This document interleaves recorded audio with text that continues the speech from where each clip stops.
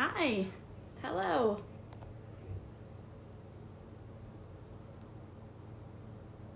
We'll give people a couple of minutes to join. Welcome. Hello, everyone. Welcome to The Couch, a department therapy where we invite designers, celebrities, and friends to come sit down and hang out with us on the couch. Today I'm super excited because we have Nate Burgess and Jeremiah Brent joining us. I'm going to see if they're here yet. What's everybody drinking tonight?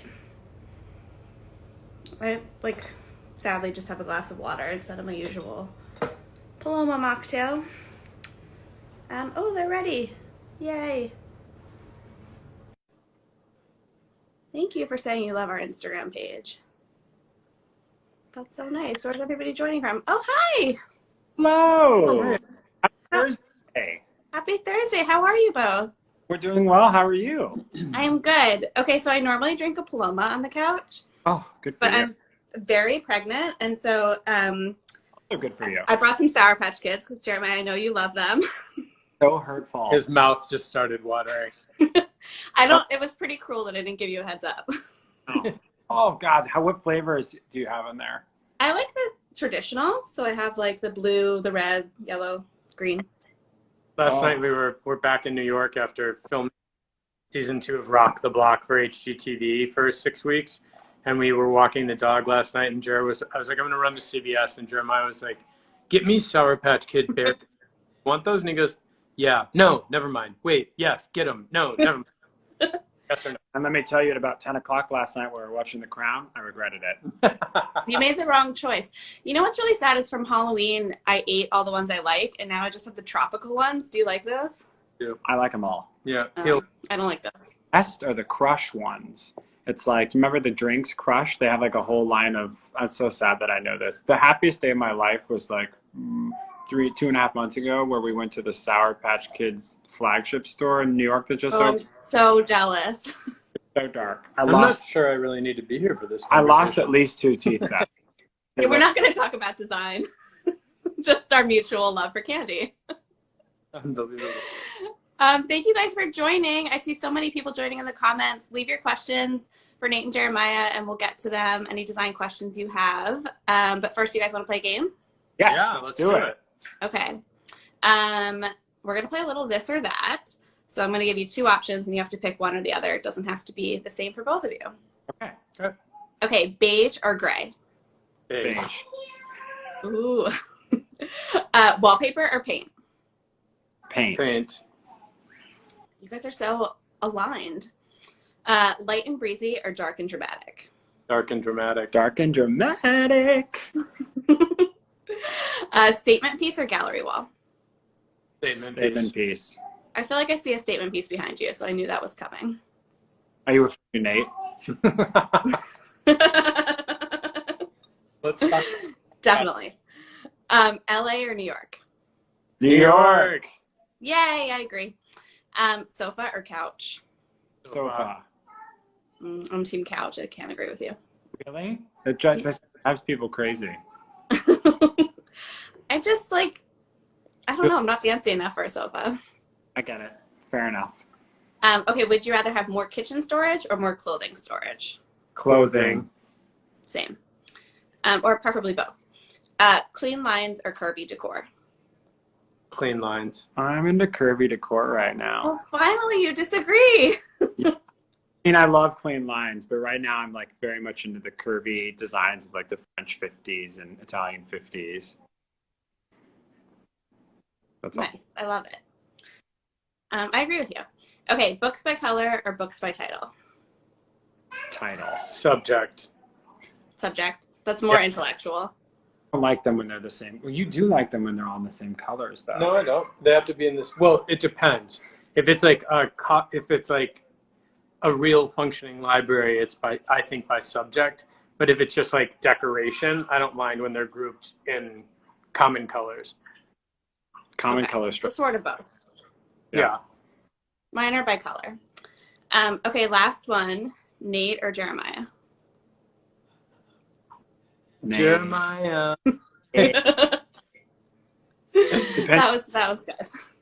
And the funny thing that we dark and moody, I think it was, or I can't believe you said that. Because I want to explain something about that answer. So You can explain yourself. Our house that just ran in Architectural Digest in El Decor in Montauk was very light and airy, and we went and stayed with friends of ours in California, and their home was really dark and moody, and both of us looked at each other and we were like, I think we might need to like deepen the home, like darken, deepen, layer the home differently. So guess like, what we're doing on Wednesday? We're redoing the entire Montauk. Yep. Here we go. So you're gonna go with dark colors? Moodier. I mean, I think it's it will also still be white, because we always think that there's a balance, obviously, but bringing in things a little bit richer in tones and darker. Plus, it's fall. It's fun. So we'll see. Plus, we're all spending a lot of time at home. Yeah. So. Not that we're going to redo it as the seasons change. Like no. That's not what we're doing. But when we were down in Georgia, we found all this really beautiful primitive American and English things, and like primitive wood bowls and just things that have like a lot of depth and texture to them. And it just feels right. I don't know. Maybe it's because we are all stuck at home, and hopefully, spending happy times at home. Or we're all feeling dark and dramatic. Right. That's also true. Awesome. Well, I can't wait to see photos. We have so many questions from our readers in the comments. Keep leaving them, you guys, and we'll get to as many as we can.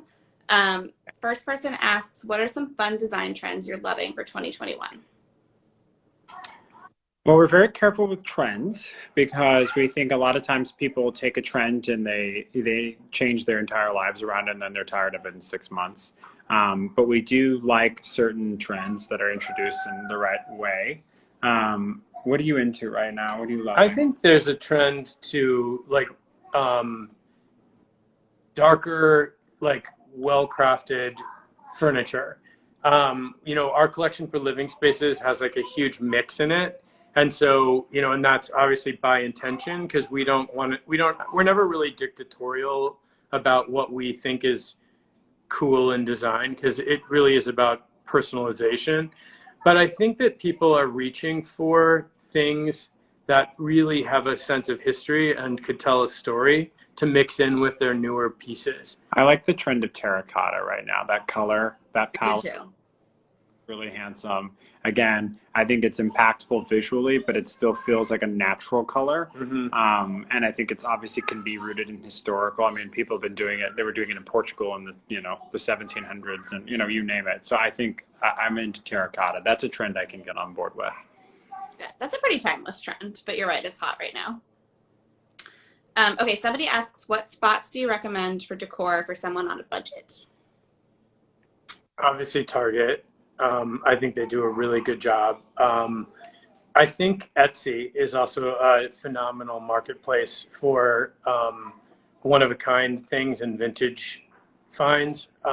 Living Spaces is also a really good reference, because the thing that's great about what they've done and what they've crafted is that you can curate your house all in one store, which I think goes a long way. The idea that you can go in and make your house look like you've been collecting pieces from a lot of different genres or time periods, it goes a long way. And I hope that our collection is a great place as well for people to get in, feel like they're investing. It's the idea behind our collection was always really beautiful pieces that didn't cost a lot of money, but gave you a lot of bang for your buck as far as visually.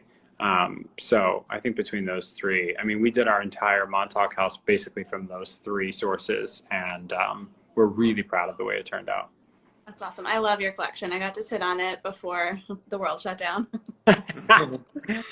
Everything's super comfy. Right. Awesome. Okay. Oh my gosh, so many questions. Somebody asks, what is the hardest room in the house to renovate? I think it's a room that has significant amount of trades necessary to renovate it. A kitchen requires, the plumber, the countertop installer, the electrician. Same with the main bathroom in the home, or any bathroom for that matter. It's a lot easier to spend your money on custom bookshelves or beautiful wallpaper and do something that's cosmetic that doesn't require construction. But once you get into construction, that's when it becomes complicated and expensive. Cool. Okay, I'm going to ask my own question. I'm going rogue. I'm going to put my baby in my one bedroom apartment. What's your number one piece of advice for fitting it all in? Well, I think you can be really creative with fabric, which isn't that interesting to say, but we've lived in some small spaces ourselves. And really finding a way to break up the room with fabric is a really creative way to give that separation. You know, I mean, the cool thing about what's going on right now in the world is I feel like people are looking at their spaces in a way that wasn't categorically how they would have lived in them before.